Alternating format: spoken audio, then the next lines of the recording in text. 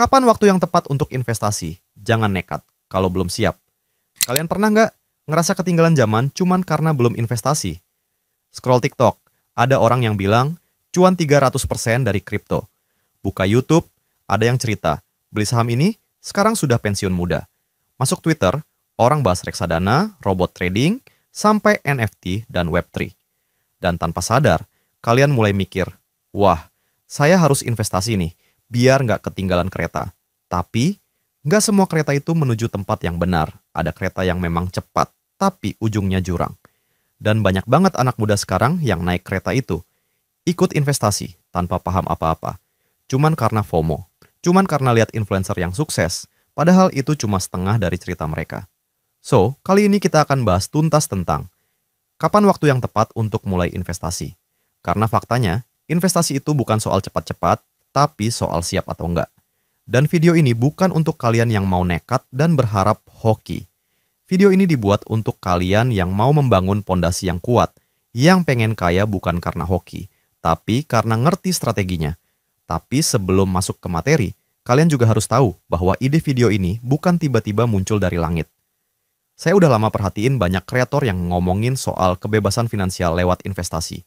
Dari yang rasional sampai yang cuman jual mimpi. Saya pelajarin, bandingin, dan akhirnya saya tarik garis merah. Banyak yang ngajarin cara investasi, tapi jarang yang ngajarin kapan waktu yang tepat buat mulai. Itu lubang besar yang harus kita isi. Dan karena itu, saya putuskan buat bikin video ini. Bukan sekadar edukasi biasa, tapi panduan yang realistis, ideal, dan relate buat anak muda, terutama para Gen Z kayak kita. Let's go! Kita mulai dari sebuah fakta yang jarang dibahas. Investasi bisa jadi keputusan finansial terburuk kalau dilakukan terlalu cepat. Kenapa? Karena banyak yang mikir investasi itu kayak pelampung.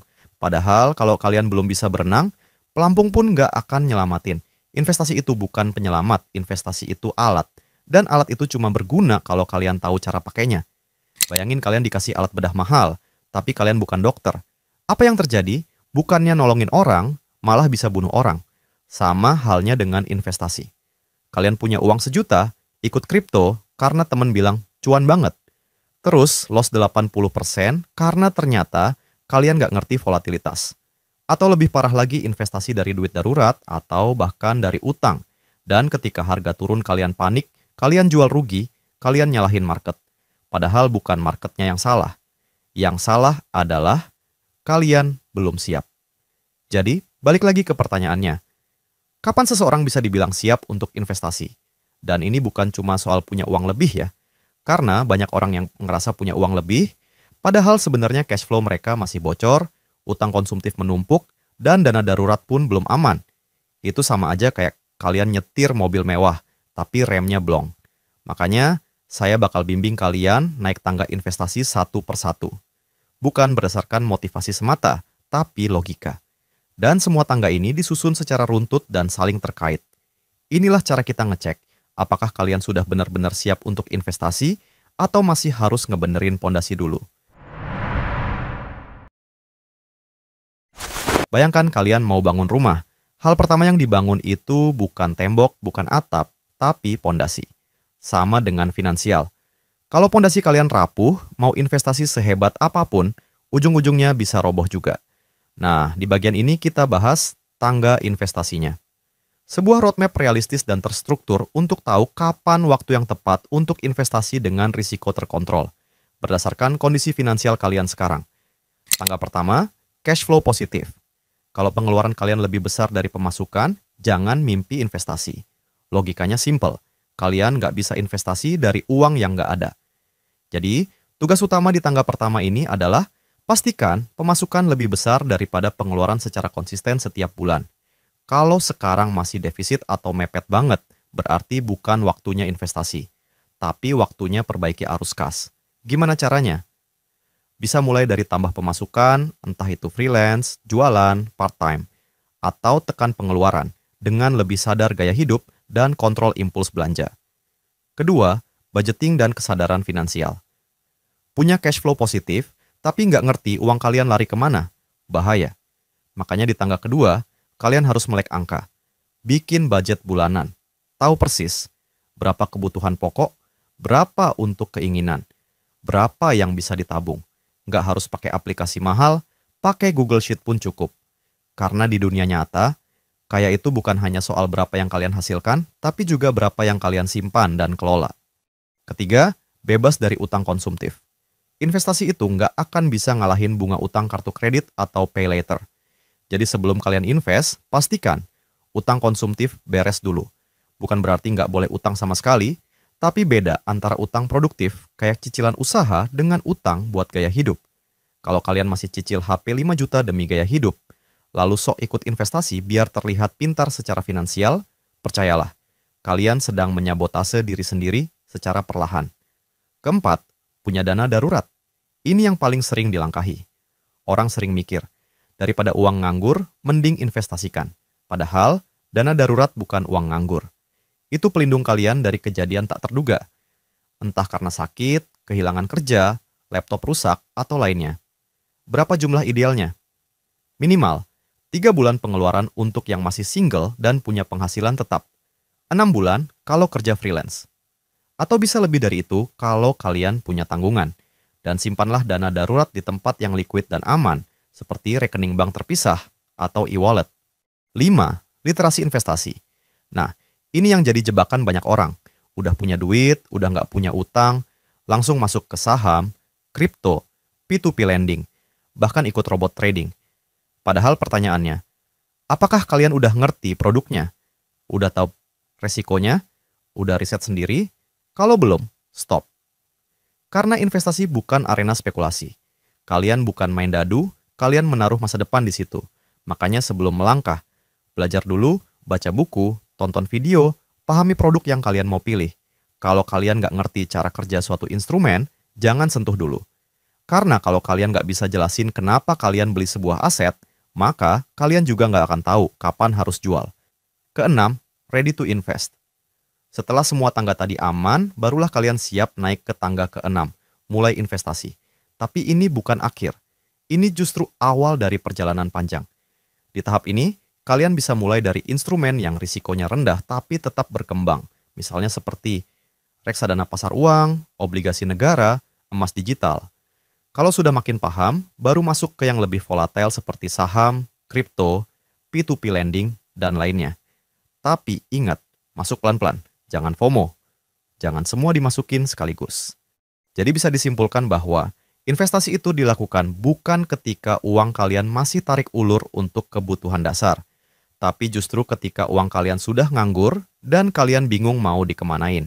Artinya, semua kebutuhan hidup sudah aman, dana darurat sudah siap, utang konsumtif sudah lunas, dan kalian masih punya sisa uang yang nggak kepake, nggak ganggu cash flow, dan sudah nggak ada tempat lebih produktif lagi untuk ditumbuhkan. Baru di situ, investasi masuk akal. Tapi kalau income kalian masih kecil, pas-pasan, atau selalu habis sebelum gajian berikutnya, maka investasi terbaik kalian saat ini bukan ke saham, kripto, atau properti, tapi ke dalam diri kalian sendiri. Perbesar dulu income-nya, belajar skill baru, nambah relasi, bangun bisnis, naikin value diri kalian di pasar. Karena kalau uang yang kecil itu dipaksakan untuk diinvestasikan, bukan cuan yang datang, malah stres karena market fluktuatif dan hasil nggak seberapa. Ingat, investasi terbaik adalah saat uang kalian sudah nggak bisa lagi bertumbuh di tempat lain. Bahkan kalau kalian punya bisnis dan bisnis kalian masih bisa kasih kalian growth 10 kali lipat dibanding saham, ya jangan buru-buru masuk ke saham. Kalau skill kalian belum menghasilkan, ya upgrade dulu skillnya. Jangan buru-buru ikut main di arena orang kaya, kalau kalian sendiri belum siap jadi pemainnya.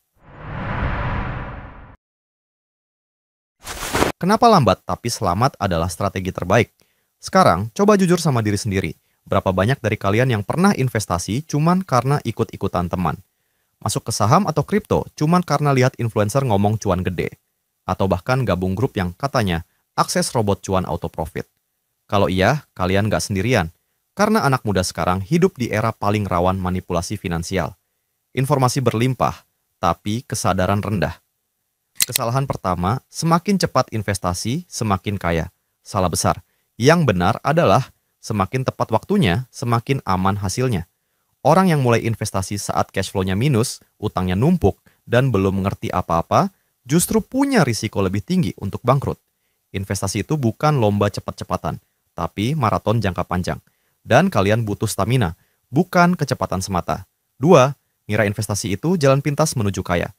Banyak dari kita yang percaya mitos ini karena terlalu sering lihat video TikTok atau YouTube tentang anak muda yang sudah punya Ferrari karena saham.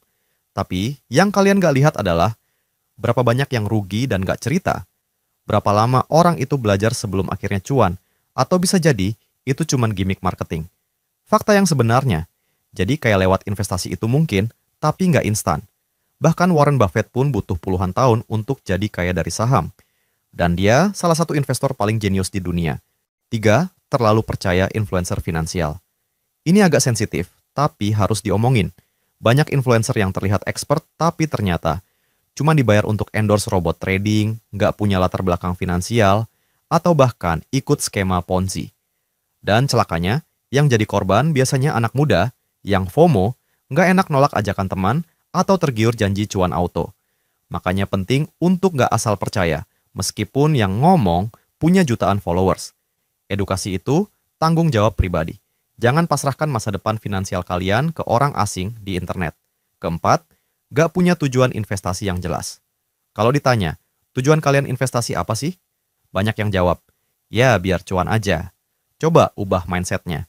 Tujuan investasi harus konkret dan terukur. Misalnya, biaya nikah 5 tahun lagi, dana rumah pertama, tabungan pensiun, pendidikan anak. Karena kalau nggak ada tujuan, kalian bakal gampang tergoda untuk tarik uangnya pas ada diskon besar-besaran atau godaan impulsif lainnya. Mungkin di antara kalian ada yang berpikir, kenapa sih harus ribet? Kenapa harus naik tangga satu persatu? Kenapa nggak langsung loncat aja ke investasi dan cuan? Jawabannya simple, karena tangga ini bukan dibuat untuk bikin kalian cepat kaya. Tangga ini dibuat untuk bantu kalian tahu kapan kalian siap.